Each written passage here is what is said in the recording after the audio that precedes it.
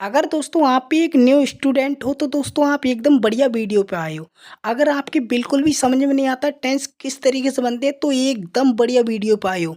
मैं यहाँ पर आपके लिए ये भी बताऊँगा टेंस किस तरीके से बनाते हैं और टेंस कितने प्रकार होते हैं, टेंस के कितने नियम होते हैं। आज तक आपने जहाँ भी पढ़ा होगा बड़ा ही लंबी-चौड़ी परिभाषा दे देते हैं जिससे आप कन्फ्यूज़ हो जाते हो। तो ये वीडियो स्पेशल आपके लिए बनाया है। आज तक आप क्या पढ़ते आए हो कि टेंस 3 प्रकार के होते हैं। ये तो आपके लिए पता ही होगा। अगर आप टेंस सीखने आए हो, टेंस 3 प्रकार के होते हैं। नहीं पता है तो मैं बता रहा हूँ। Present tense, past tense, future tense. अब यहाँ पर जो प्रेजेंट टेंस है इसका मतलब होता है वर्तमान काल। दूसरे नंबर पे है पास्ट टेंस। पास्ट टेंस का मतलब होता है भूतकाल।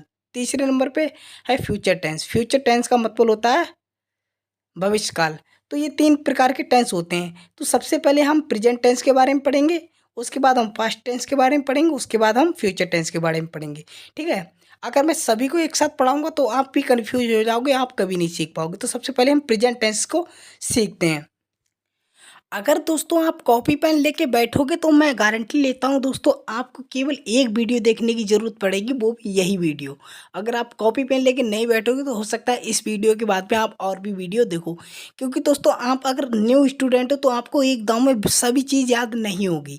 इसलिए आप मैं कहता हूँ दोस्तों कॉपी लेके बैठोगे तो अच्छी बात है, जिससे आपके अच्छे से समझ में आएगा और जिस तरीके से समझ में आए उसी तरीके से नोट्स बना लेने हैं।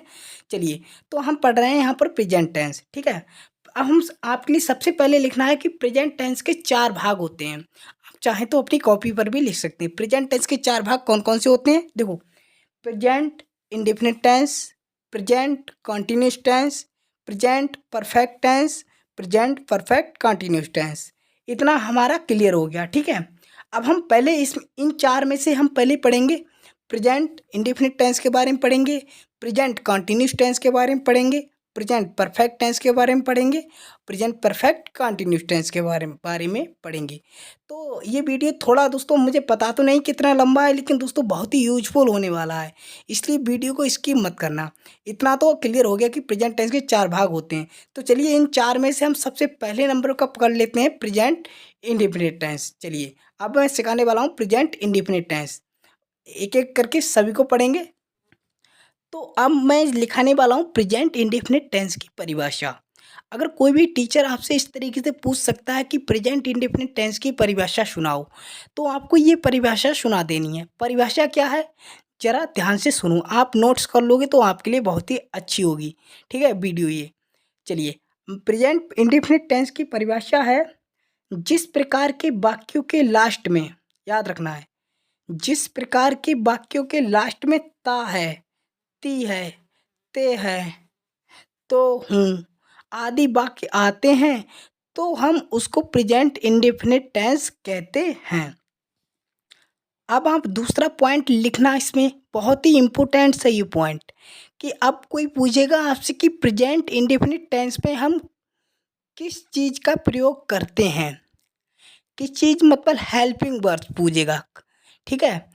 किस चीज़ का प्रयोग करते हैं, तो आपके लिए उसे क्या बताना है, कोई भी टीचर पूछता है तो उसके लिए बताना है कि प्रेजेंट इंडेफिनिट टेंस में हम डू और डज और ईएस का प्रयोग करते हैं। चलिए, इतना कंफर्म हो जाता है, 2 पॉइंट्स आपके और कुछ नहीं है इस टेंस के अंदर। और आपके लिए एक पॉइंट्स और याद रखना है कि इंडेफिनिट टेंस का मतलब होता है जिसमें किसी काम को लेकर, जिसकी मान लीजिए कोई काम हो रहा है उसका ना शुरू पता हो ना अंत पता हो, तो उसके लिए बोलते हैं हम इंडेफिनिट। जिसका ना शुरू पता है ना ख़त्म पता है कहाँ पे होगा। जैसे एग्जाम्पल के तौर पे मैं खाना खाता हूँ। अब ये तो पता नहीं है आपको मैं कब से खाता हूँ और कब तक खाता हूँ। बस इतना बता दिया मैं खाना खाता हूँ, तो ना ही शुरू पता है और ना ही अंत पता है। तो इस प्रकार के टेंसों को बोलते हैं हम इंडेफिनिट टेंस, ठीक है? इतनी परिभाषा क्लियर होती है अपनी। और एक बात का ख़ासकर ध्यान रखना है आपके लिए, जो मैंने इंडेफिनिट टेंस की आपके लिए परिभाषा बताई है, इसके लिए बिल्कुल शुरू में लिख लेना, ठीक है? तो आपके नोट्स बहुत ही बढ़िया बनेंगे। चलिए, इतना हमारा क्लियर हो जाता है। चलिए, अब हम एक उदाहरण को हल करते हैं। जैसे भय घर जाता है। अब यहाँ पर देखिए भय घर जाता है, लास्ट में क्या आ गया? ता है। तो आपके लिए पहचान लेना है, ता है लास्ट में आ गया तो आप फटाक से पहचानना, अरे ये तो प्रेजेंट इंडेफिनिट टेंस की पहचान है, जिसके लास्ट में ता है ती है आता है, तो इसमें ता है आ गया तो ये प्रेजेंट इंडेफिनिट टेंस होगा। होगा नहीं दोस्तों, है, प्रेजेंट इंडेफिनिट टेंस है। अब इसे बनाने का नियम क्या है, इसे मैंने बनाने का नियम बताया था, डू या डज, एस या ई एस का प्रयोग करते हैं। तो वो मैं बता दूंगा, डू डज का प्रयोग कब करते हैं, ई एस का प्रयोग कब करते हैं। तो देखो टेंस क्या है हमारा, वह घर जाता है। अब वह की मीनिंग तो क्या हो गई, ही, और जाने की मीनिंग क्या होती है, गो, जाने की होती है गो। और मैंने यहाँ पे क्या लिखा था, ऐसे ई एस का प्रयोग करते हैं। तो आपके लिए पता है, वह क्या है, एक वचन है, और एक वचन के साथ में हम ई एस का प्रयोग करते हैं। ठीक है, एक वचन के साथ में ई एस का प्रयोग करते हैं, तो ई एस यहाँ पे लगा देंगे। ठीक है, तो गो की जगह हो जाएगा गोज, जब हम ई एस लगा देंगे तो गो की जगह हो जाएगा गोज टू होम। ठीक है, तो ये टेंस पूरा किस तरीके से बन जाएगा, ही गोज टू होम। ठीक है, अब मैं लिख दूं यहाँ पर, वे घर जाते हैं। अब वे क्या है, बहुवचन, अब बहुवचन के साथ में एस या ई एस का प्रयोग नहीं होगा, तो नहीं होगा प्रयोग, तो वे की मीनिंग क्या होती है, दे, और जाने की मीनिंग क्या होती है, गो। ऐसे ई एस का प्रयोग होगा नहीं क्योंकि ये बहुवचन है, ऐसा ई एस का प्रयोग केवल एक वचन के साथ होता है। ठीक है, इतना क्लियर हो गया। तो दे गो, और कहाँ जा रहा है, घर पे, तो घर की क्या हो जाएगी, होम, दे गो होम। चलिए इतना क्लियर हो गया। अब बात करें आई, तो याद रखना है, आई के साथ में यहाँ पर ऐसे ई एस का प्रयोग नहीं करते हैं। चलिए इतनी बात हमारी क्लियर होती है। अब मैं पढ़ाने वाला हूँ निगेटिव, अफर्मेटिव क्या होता है, नेगेटिव क्या होता है, इंट्रोगेटिव फर्स्ट क्या होता है, इंट्रोगेटिव सेकंड क्या होता है। इससे घबराना नहीं है दोस्तों, बस ऐसे ही नाम रख दिया, आप इसके लिए बहुत ही आसानी से समझ जाओगे। आपने दोस्तों जो अभी टेंस पढ़े थे इसके लिए बोलते हैं अफर्मेटिव टेंस। ठीक है, अब बात आती है निगेटिव। ठीक है, अब निगेटिव में क्या है दोस्तों, नेगेटिव में साफ साफ शब्द दिख रहा है, निगेटिव, निगेटिव मतलब नहीं शब्द दिखेगा। ठीक है, चलिए एग्जाम्पल लेते हैं, जैसे कि मैंने यहाँ पर एग्जाम्पल दिया, मैं घर नहीं जाता हूँ। अब मैं घर नहीं जाता हूँ, तो आप, मैंने क्या बताया था, परिभाषा में बताया था, डू और डज का भी प्रयोग करते हैं। तो याद रखना है, जिस शब्द में नहीं शब्द, क्या, क्यों, कैसे आदि शब्द देखने को मिलते हैं, तो उसमें हम डू डज का प्रयोग करते हैं। ये बात क्लियर हो गई। ऐसे ये इसका प्रयोग नहीं करना है, ये बात आपके लिए क्लियर करना है। जिस वाक्य में आपके लिए नहीं, क्या, क्यों, कैसे ये वाक्य देखने को मिल जाए तो उसमें हम ऐसे ई एस का प्रयोग नहीं करेंगे, डू और डज का प्रयोग करेंगे। ये बात आपको क्लियर होनी चाहिए। चलिए नेक्स्ट, अब यहाँ पर मैं घर नहीं जाता हूँ, तो मैं की क्या हो जाएगी, मैं की हो जाएगी आई, और आई के साथ में याद रखना है यहाँ पर डू का प्रयोग होगा। आई की गिनती यहाँ पे बहुवचन में होगी। ठीक है, I do not go to home, याद रखना मैंने क्या कहा, ऐसे ही एस तो लगेगा नहीं, तो इसलिए क्या हो जाएगा, I do not go to home. Example के तौर पे एक और ले लेते हैं, जैसे वह घर नहीं जाता है। अब वह घर नहीं जाता है, तो यहाँ पर याद रखना है, वह क्या है, एक वचन, और एक वचन के साथ में करते हैं हम डज का प्रयोग। बहुवचन के साथ डू का प्रयोग करेंगे, एक वचन के साथ डज का प्रयोग करेंगे। ठीक है, वह घर नहीं जाता है, तो he does not go to home, he does not go to home, वह घर नहीं जाता है। इतनी बात क्लियर हो गई मेरी। ठीक है, चलिए अब बात देखो, ये तो हो गया निगेटिव, अफर्मेटिव पढ़ लिया, अब निगेटिव पढ़ लिया। अब पढ़ोगे इंट्रोगेटिव फर्स्ट। इंट्रोगेटिव फर्स्ट का मतलब होता है जिसमें क्या, क्यों, कैसे शब्द सभी वाक्य के शुरू में आते हैं। मेरे कहने का मतलब समझो, जैसे क्या वह घर जाता है, क्यों घर जाता है, कैसे घर जाता है, इसे प्रश्नवाचक वाक्य होते हैं ना, वाक्य के बिल्कुल शुरू में आ जाते हैं, तो उसे बोलते हैं इंट्रोगेटिव फर्स्ट। जैसे कि क्या वह घर जाता है। ठीक है, तो यहाँ पर जो क्या शब्द दिख रहा है ना, यहाँ पर क्या की वाट नहीं लगेगी, आपके लिए क्या के बाद में देखना है कौन सा अक्षर है। जैसे क्या के बाद में हैगा क्या, वह, तो वह की क्या लगती है, ही, और ही के साथ में किसका प्रयोग करते हैं, डज का। ठीक है, एक वचन है, एक वचन के साथ किस करते हैं, डज का प्रयोग, तो यहाँ पर भी डज का प्रयोग होगा। ठीक है, does he go to home, क्या वह घर जाता है।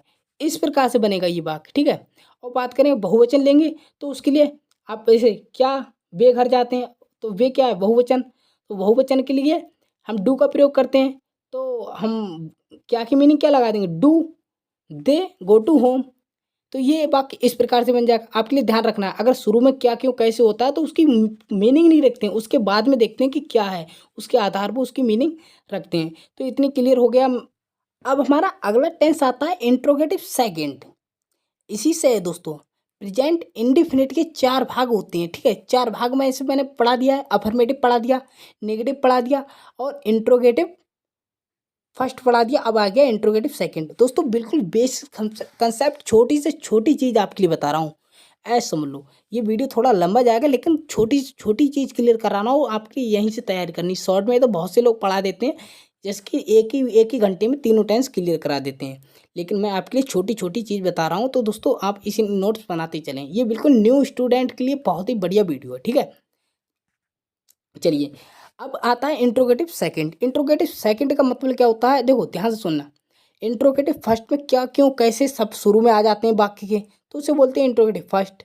और जिस वाक्य के बीच में क्या क्यों कैसे आते हैं, याद रखना, जिस वाक्य के बीच में क्या क्यों कैसे आते हैं तो उसके लिए बोलते हैं हम इंट्रोगेटिव सेकंड।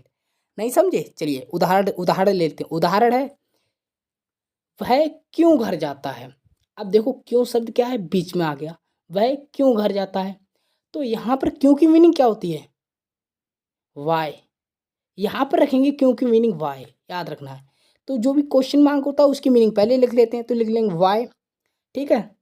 उसके बाद में देखना है, उसके बाद में क्या है, वह। वह के लिए, वह के साथ में किसका प्रयोग करते हैं, मैंने क्या बताया था, डू का प्रयोग करते हैं, डज का, किसका प्रयोग करते हैं, डज का प्रयोग करते हैं, ठीक है। तो why does he go to home, why does he go to home, इस प्रकार से बनाना है। चलिए एक एग्जाम्पल और लेते हैं, वे घर ना, क्या वे नहीं, ये तो नहीं होगा, जिसमें वह, वे घर कैसे जाते हैं, ये वाला बना लेते हैं, वे घर कैसे जाते हैं, ठीक है। अब देखो कैसे की क्या होती है, कैसे, कैसे की मीनिंग होती है वाई, ठीक है, वाई हमने रख दिया। अब आपके लिए देखना है, उसके बाद में क्या है, वे के लिए लगाते हैं दे, दे एक बहुवचन है, बहुवचन में हम किसका प्रयोग करते हैं, डू का। तो ठीक है, why do they go to home, क्या वे घर कैसे जाते हैं, क्लियर हो गया। चलिए, अब ये तो दोस्तों हमारा प्रेजेंट इंडेफिनिट टेंस हमारा पूरा क्लियर हो गया। एक और इम्पोर्टेंट परिभाषा रह गई, इसके लिए आप जरूर लिख लेना, ठीक है। देखो मैंने क्या बताया था, डू और डज और ऐसे ई एस का प्रयोग करते हैं। अब मैंने यहाँ पर आपके लिए प्रेजेंट इंडेफिनिट टेंस के चार भाग पढ़ाए हैं। कौन कौन से पढ़ाए हैं, अफर्मेटिव, निगेटिव, इंट्रोगेटिव फर्स्ट और इंट्रोगेटिव सेकंड। ये आपके लिए देखो याद होगा। अफर्मेटिव में दोस्तों केवल अफर्मेटिव में एक वचन के साथ, याद रखना, केवल ये इंपॉर्टेंट नोट्स हैं दोस्तों, ये लिख लीजिए, कोई नहीं बताता, जल्दी बताता नहीं है, ठीक है, इस यहीं पर गलती होती है। ऐसे ई एस का प्रयोग अफर्मेटिव में केवल एक वचन के साथ करते हैं, याद रखना है। बाकी दोस्तों निगेटिव में, इंट्रोगेटिव फर्स्ट में, इंट्रोगेटिव सेकंड में, इन सभी में डू और डज का प्रयोग करते हैं, ऐसे ये इसका प्रयोग नहीं करते हैं। बस इतनी बात क्लियर है दोस्तों। तो दोस्तों ये था दोस्तों, मैंने दोस्तों बिल्कुल बेसिक से समझाया है दोस्तों प्रेजेंट इंडेफिनिट टेंस। मैं आशा करता हूँ आपके समझ में आ गया होगा। अगर दोस्तों अब भी समझ में नहीं आया तो आपको दुनिया का कोई सा टीचर नहीं समझा सकता कि टेंस किस तरीके से बनते हैं। बहुत ही आसान तरीके से मैंने समझाया। अगर आपके इसके बीच में भी अगर कोई भी दिक्कत या फिर कोई सिचुएशन या फिर जिससे आप, जहाँ पर आपके लिए कुछ चीज़ समझ में नहीं आई हो, तो उसके लिए आप कमेंट कर दीजिए दोस्तों।